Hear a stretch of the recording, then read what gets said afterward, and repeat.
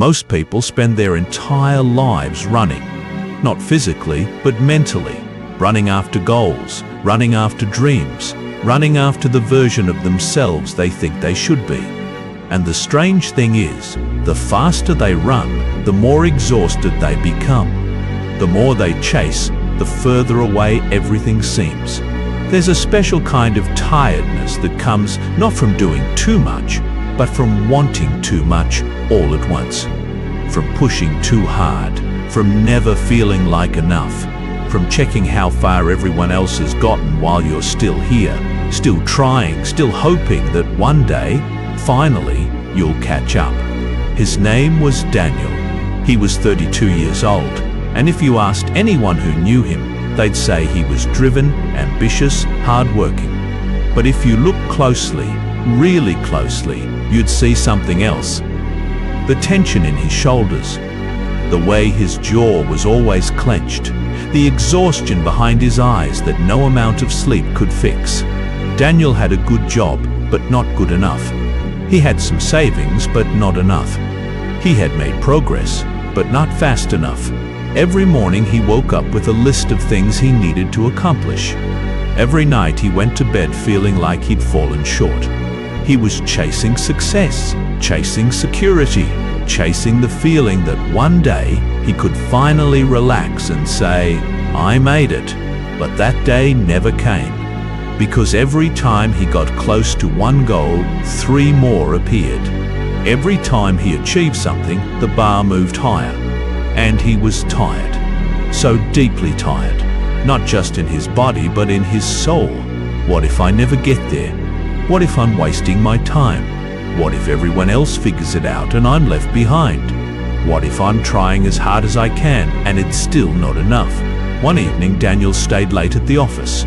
Again, he was the last one there, staring at his computer screen, eyes burning, mind racing with everything he still needed to do, still needed to become, still needed to prove. That's when Marcus walked by. Marcus was older, maybe in his 60s, worked in the same building but in a different department. They'd exchanged hellos a few times, but never really talked. Marcus paused at Daniel's door, looked at him for a long moment, and said, "You look like you're trying to swim upstream in a river." Daniel glanced up, confused. "What?" Marcus smiled gently. "You're exhausted, aren't you? Not from the work, from the chase." Daniel wanted to deny it, but something in Marcus's eyes stopped him. There was no judgment there, just recognition. Like he'd seen this before, like he'd been there himself. "I used to be like you," Marcus said quietly. "Ran myself into the ground chasing success, until someone taught me something that changed my entire life." He paused. "Want to know what it was?" They walked to a small park near the office. There was a river there, moving steadily, naturally. Marcus stood at the edge, watching it flow, and then he picked up a small leaf from the ground. He placed it gently on the surface of the water. The leaf floated. It moved with the current, effortlessly, peacefully, going exactly where the river was taking it. Then Marcus picked up a stick and started pushing against the current, fighting it, trying to force the water to go the opposite direction. It splashed, it resisted, it exhausted him within seconds.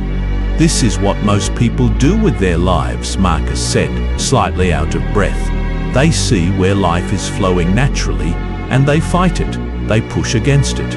They think that success means force, means struggle, means never stopping, never resting. But what if," Marcus said softly, "success isn't about pushing harder? What if it's about letting go of the fight and trusting where the river is already taking you?" 3 things, Marcus said. First, every morning, before you check your phone, before you think about your to-do list, ask yourself one question. What if today I did less but was more present? Just that question. Let it sit with you. Second, once a day, stop chasing something, just for 5 minutes. Stop trying to get somewhere.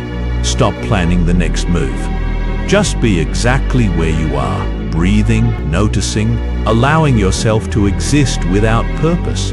And third, At the end of each day, write down one thing that came to you easily, not something you forced, not something you struggled for, something that flowed. Daniel went home that night and tried it. The next morning, he asked the question, what if today I did less, but was more present? It felt strange, almost wrong, but he tried. During his lunch break, he stopped, just for 5 minutes. Sat in his car, breathed, didn't plan, didn't chase, just was. That night, he wrote down one thing that came easily, a solution to a problem at work that suddenly appeared in his mind while he was making coffee. Days turned into weeks. He kept doing the 3 things, and slowly, something started to shift. He wasn't waking up with his heart racing anymore. He wasn't checking his phone every 5 minutes. His shoulders started to relax, his jaw unclenched. He started sleeping through the night for the first time in years. But here's what didn't change. He didn't get a promotion overnight. He didn't suddenly double his income. His life didn't transform into some Instagram perfect highlight reel. The challenges didn't disappear. The bills still came. The responsibilities still existed, but something far more powerful happened. He stopped feeling like he was drowning. He stopped feeling like life was a race he was losing. He stopped carrying the weight of everything he wasn't yet and started noticing everything he already was.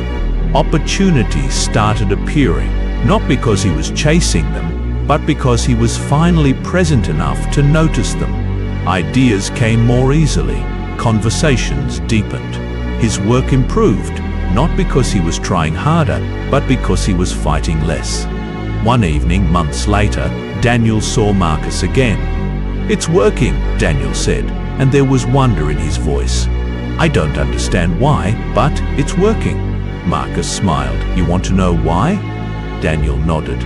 "Because when your mind is full of chase, you can't receive. When your mind is full of force, you can't flow." Years later, Daniel became someone different. Not louder, not flashier, not more impressive on paper, but calmer, more grounded, more alive. People started coming to him for advice, asking him how he seemed so balanced, so at peace, despite the chaos of life. And he'd smile and tell them about the river, about the 3 simple practices, about the day he stopped swimming upstream and started flowing with the current instead. Everything I was chasing, he'd say, was already coming toward me. I just had to stop running long enough to let it catch up. Because the truth is, life isn't a race you win by running faster. It's a river you join by letting go of the fight. Success isn't found in the exhaustion of the chase. It's found in the wisdom of the flow. And maybe today is your day to stop swimming upstream, to put down the struggle, to release the grip, to ask yourself what might happen if you tried a little less forcing and a little more allowing. Stop chasing so hard. Breathe, trust the current, let the river carry you for once. Because what you're looking for isn't ahead of you in some distant future. It's here now, waiting for you to be still enough to finally see it.